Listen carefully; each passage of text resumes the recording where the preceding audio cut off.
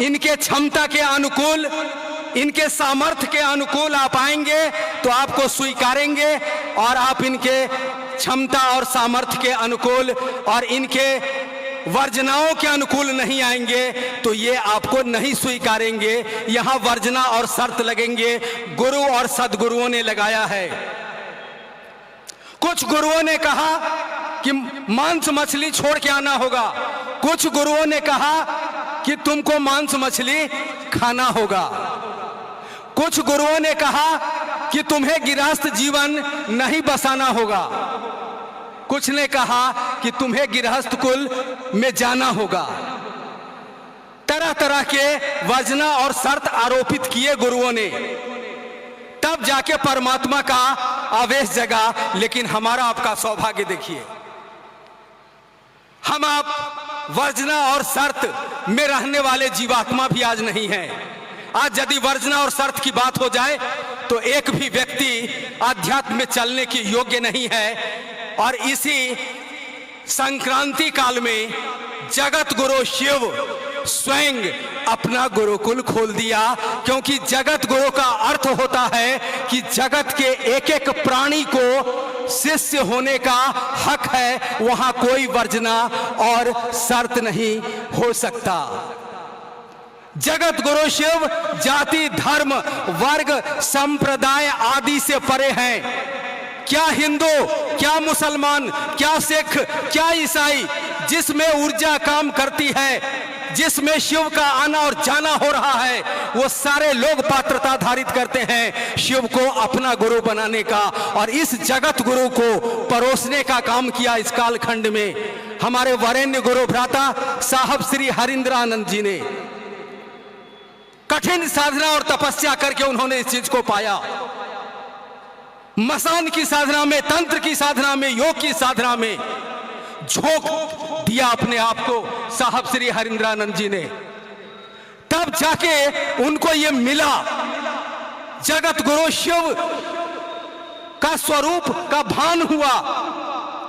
सुना है ना आपने, या जिन्होंने सुना है वो सुनाएंगे लोगों को। 1974 में उनको एक ख्याल आया भटकने के बाद, 15-16 साल ठगाने के बाद, गुरु तांत्रिकों से ठगाने के बाद, कि गुरु साक्षात परमात्मा होते हैं, यानी शिव होते हैं, तो परमात्मा गुरु क्यों नहीं, शिव गुरु क्यों नहीं, भगवान गुरु क्यों नहीं। और शिव को भगवान समझ के इन्होंने गुरु माना और इन्होंने अपने जीवन में पा लिया कि शिव गुरु हैं।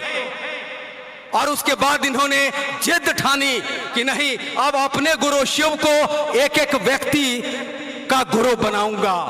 जगत गुरु है और उन्होंने खुल के कहा कि मेरे गुरु शिव किसी वर्जना और शर्त में नहीं है। सभी आज तक के जितने गुरु थे वर्जना और शर्त में आए, शिव गुरु भाव के धारक हैं। ठीक है, इन लोगों ने कहा, लेकिन इन्होंने कहा कि तुम देखो कि मैं भी शिव के गुरु भाव का ही धारक हूं। ये हरिंद्रानंद साहब कौन है? शिव के गुरु भाव के धारक है ना? रे हैं कि नहीं, बोलो ना। ये हरिंद्रानंद साहब कौन है? शिव के गुरु भाव के धारक ना। शिव के गुरु भाव के धारक ने कहा, एक शिव के गुरु भाव के धारक ने कहा कि जगत गुरु शिव एक एक व्यक्ति का गुरु होगा। इसके पहले जगत गुरु शिव के अनेक शिष्य आए, किसी ने नहीं ये जय घोष किया। इसलिए हम एहसानमंद हैं शिव शिष्य हरिंद्रानंद साहब का, और रहेंगे, और ये धराधाम रहेगा। हम आप तो आज हैं नहीं, कल रहेंगे भैया। कौन तमाशा में पड़े हुए हैं? यहां आए हैं, कब चले जाएंगे ठिकाना नहीं, लेकिन ये भीड़ लगती रहेगी। जगत गुरु शिव की स्थापना होती रहेगी। और जगत गुरु शिव का शिष्य आया, विश्व के वितान पर यह घोषणा कर दिया कि जगत गुरु शिव जाति धर्म वर्ग संप्रदाय लिंग आदि से परे हैं। मैं जिस जगत गुरु शिव का पता लेके आया हूं, लो यह पता मुफ्त में। और मुफ्त में इन्होंने जगत गुरु शिव का पता बांटने का काम किया है। और उसी पता को लेकर के हम आप आज यहाँ उपस्थित हुए हैं। और हमारे आपके दिल में यह विचार चल रहा है कि हे शिव, आप मेरे गुरु हैं, मैं आपका शिष्य हूं, मुझ पर दया कर दीजिए। ये विचार हमारे दीक्षा की शुरुआत है। साहब ने कहा क्या हिंदू, क्या मुसलमान, क्या सिख, क्या ईसाई, यार सबको हक है जगत गुरु शिव को अपना गुरु बनाने का। इस्लाम नमाज अदा करता है ना, यह नमाज का अर्थ आप जानते हैं? यह नमाज हिंदी संस्कृत शब्द है, नमः जोड़ अज, नमः माने प्रणाम, अज माने ईश्वर। खोजो ना संस्कृत में, कहीं कोई अलग नहीं है उस ईश्वर से। क्या चांद की चांदनी देखती है कि यह हिंदू का छत है, कि मुसलमान का छत है, यह सिख का छत है, कि यह क्रिश्चियन का छत है? नहीं ना। सूरज की किरणें बंटवारा करती हैं क्या? नहीं ना। शबनम की बूंदें क्या बंटवारा करती है? नहीं ना, नहीं करती। शिव ने भी बंटवारा नहीं किया, खोल दिया जगत गुरु ने अपना दरवाजा सबों के लिए, और साहब श्री ने आके दर्शन दिया। क्या गुरु सदगुरु की बात करते हैं? गुरु सदगुरु की झांकी तो हमारे आपके मन में निरंतर में चल रही है, और उसमें जगत गुरु की छूट कि ना कोनो डर है ना कोई भय है। थोड़े सावधान रहिएगा, जगत गुरु शिव आ गए हैं। श्रद्धा हो तो ठीक, नहीं हो तो ठीक, विश्वास हो तो ठीक, नहीं हो तो ठीक, आप आगे बढ़िए। साहब दीदी को स्मरण करिए और जगत गुरु शिव की ओर आगे बढ़िए। 3 सूत्र आपको मिले हैं, यह साहब श्री का दर्शन है, आप इसे महसूस करिए अपने अंदर।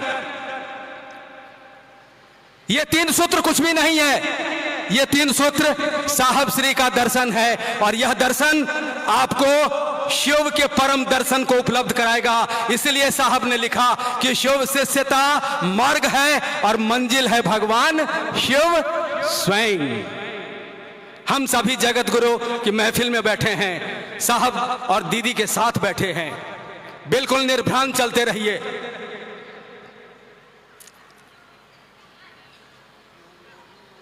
चलिए इन्हीं शब्दों के साथ हम आपसे विदा लेते हैं, आपको प्रणाम करते हैं। आगे कार्यक्रम की कड़ी अभी होगी, चलती रहेगी। आप सबों को मेरा प्रणाम। अभी हम लोगों ने सुना गुरु सदगुरु और जगत गुरु विषय पर। मैं निवेदन करूंगा 5 मिनट के लिए, आपका जो ये कार्यक्रम है बहुत इन्होंने मेहनत और प्रयास किया है, पुराने गुरु भाई हैं। भाई सतीश जी से मेरा निवेदन होगा, अपनी कुछ बात आप अपने गुरु शिव की दया से और साहब को, दीदी माँ नीलम आनंद जी को आपने जो अनुभूत किया आप रखने का कष्ट करेंगे। इस कार्यक्रम को आयोजित करने में आपका बहुत बड़ा योगदान रहा है भाई सतीश जी हमारे बीच। और फिर इसके बाद बहन सोनाली जी, आप मंच के दाहिनी ओर रहेगी बहन सोनाली।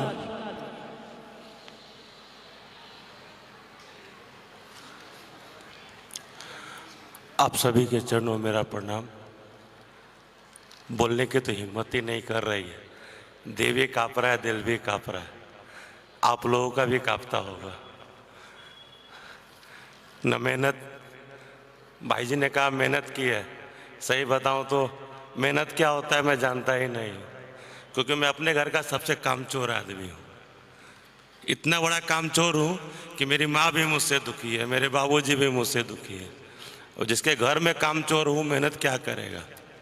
हाँ एक चीज़ है कि मुझे जिसने कहा शिव को गुरु बनाओ, बड़ी मेहनत लगी उसको मुझे शिव शिष्य बनाने में। 1 महीना मेरा पीछा की और कहते थे बाबू शिव को गुरु बना लो, जीवन में कभी ज़रूरत होगा ना महादेव दया करेंगे, तो भी नहीं माना। फिर कहती थी अगर तुमको लगता है शिव को गुरु बनाने से कुछ नहीं होता है तो आजमा के देख लेना, तब भी नहीं लगा। बहुत पीछे पड़ गए, दुखी होके मैंने भगवान शिव को गुरु माना, बहुत दुखी होके, या यूँ कह लीजिए उस गुरु बहन से पीछा छुड़ाने के लिए मैंने भगवान को शिव को गुरु माना, किसी तरह यह मेरे पीछा छोड़ दे। लेकिन सच कहूँ उसने एक बात और कही कि साहब के बारे में बहुत बोलती थी, और उसमें मैं कहता था कौन साहब, कैसे साहब। जब वो साहब बोलती थी ना तो मुझे अंदर से गुस्सा आता था कि साहब साहब कह रही है शिव को गुरु बना लो, क्योंकि बाबाओं के बारे में मैंने सुना, टीवी पर देखा, गली गली सुनता था तो मुझे चिढ़ होती थी। जैसे ही साहब बोलते थे ना तो मेरे को गुस्सा आता था। और आज मैं बताऊं, आयोजन होता है, महोत्सव होता है, सच बताऊं तो एक कुर्सी पर साहब का शरीर नहीं दिखता तो शरीर में कंपन होती है। शिव गुरु है, मैंने भगवान शिव को गुरु माना, लेकिन साहब को देखा।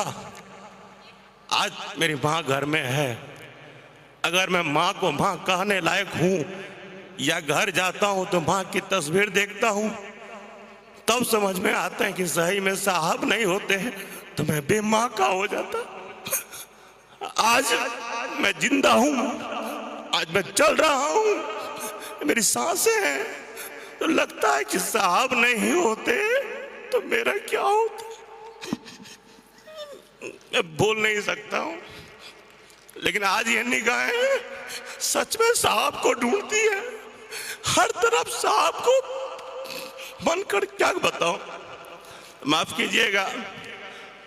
मेरे जीवन में लोग कहते हैं कि अनुभूतियां, जीवन की अनुभूतियां, सच बताऊं तो शिव की शिष्टता और गुरु शिव की दया और साहब जीवन को ही अनुभूति बना देते हैं। शिव को गुरु मानने के बाद एक एक पल, एक एक कदम अनुभूति बनने लगता है। जैसे ही कोई आदमी शिव को गुरु मानता है और उन साहब को याद करता है या साहब की कई बातों को कहने लगता है, आप लोग गवाह हैं, यहां बैठा एक एक आदमी इस बात को अच्छी तरह जानता है, आपके दिल में ये बात मौजूद है। हमारा आपका सबका जीवन अनुभूति बन चुका है, क्योंकि जब भी हम आप टूटते हैं, गिरते हैं, लड़खड़ाते हैं, इस दुनिया का कोई आदमी काम नहीं दे रहा है, नहीं दे रहा है। आप भी उसके गवाह हैं, मैं भी उसका गवाह हूं।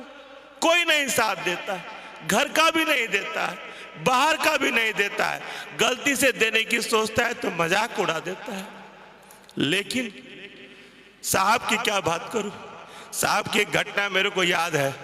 जब मैं साहब से मिलने जाता था ना और मैं ठीक रहता था, घर की सारी स्थितियां ठीक रहती थी, तो कहते थे बाबू महादेव का और शिव चर्चा का क्या हाल है। और जब मैं दुखी होता था, टूटा रहता था और तब साहब से जाता था, पूछते थे तुम्हारा क्या हाल है। लगता था साहब देखते रहते हैं क्या। जब भी साहब से मिलने गया ना तो मेरे जीवन को लगता था कि कैमरे की तरह, सीसीटीवी कैमरे की तरह कोई देख रहा, वह पूछ दिया करते थे। सच बताओ तो महादेव को मैंने देखा नहीं, महादेव को फोटो में देखा, मंदिरों के शिवलिंग को देखा। सही मायने में साहब को देख के लगा महादेव भी ऐसे होते होंगे क्या। जितना साहब ने सुना है मेरे जीवन को, मैं अपनी अनुभूति बता रहा हूं, अपने जीवन का घटना बता रहा हूं। आज मेरी एक एक सांस, अगर मेरा कोई परिवार है, या मैं माँ कहूँ या बाबूजी कहूँ या पत्नी कहूँ या बेटा कहूँ या बेटी कहूँ, अगर कोई है, अगर मेरे जीवन में मैं शिवशिष्ट नहीं होता, किसी ने मुझे शिवशिष्ट नहीं बनाया होता और साहब का वो प्यार